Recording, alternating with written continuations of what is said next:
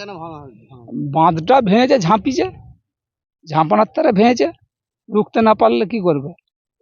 এখানে তো আরেকবার ভেঙেছে। আর একবারও ভেঙেছিল, সেবারে ঘগলা পড়ে যে কি করে ভেঙেছে সেটা বলতে পারবেন, কেন আমাদের তো সামনাসামনি বাড়ি নয়। 2021 ভেঙেছে, হ্যাঁ, আবার ভাঙলো। আবার ভাঙলো এইবারে। কেন ভাঙছে কেন? ওই তো জলটা তো বাইপাস হচ্ছে না, পার্কেটা আর বন্দিপুরে যে পাকা সাঁকোটা আছে, এই ব্রিজটা করা আছে নদীতে, হয়তো ওই যে গায়ে যে আটকে যাচ্ছে, ওগুলো তো বাইপাস হচ্ছে না। নদীর ভিতরে পাস নদীতে যে সাঁকোটা করা আছে পাকার হচ্ছে খুঁটো দিয়ে, সিমেন্টের খুঁটো, আর দেয়ার খুঁটো দিয়ে, লোহার পাইপ দিয়ে যে খুঁটোটা করে সাঁকোটা করেছে লোক পারাপার হচ্ছে, ওইটাই তো যে গাছ আটকাচ্ছে, গাছ আটকে যে জল এধারে ওভারফ্লো হচ্ছে, ওভারফ্লো হয়ে যায় এধারে ঝাঁপাচ্ছে, ঝাঁপিয়ে যেগুলো ঘোগ পড়ছে ভেঙে যাচ্ছে।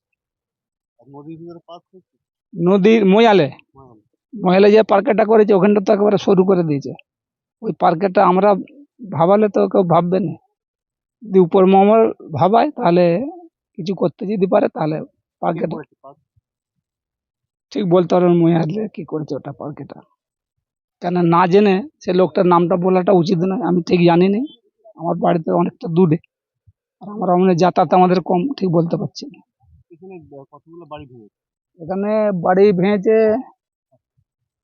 6টা না 7টা, আমি ঠিক রেট বলতে পারছি না, তাহলে হবে 7টাই হবে, 7টা। ঠিক আছে, এই বলি আমার বক্তব্য শেষ করি। স্বপন মণ্ডল।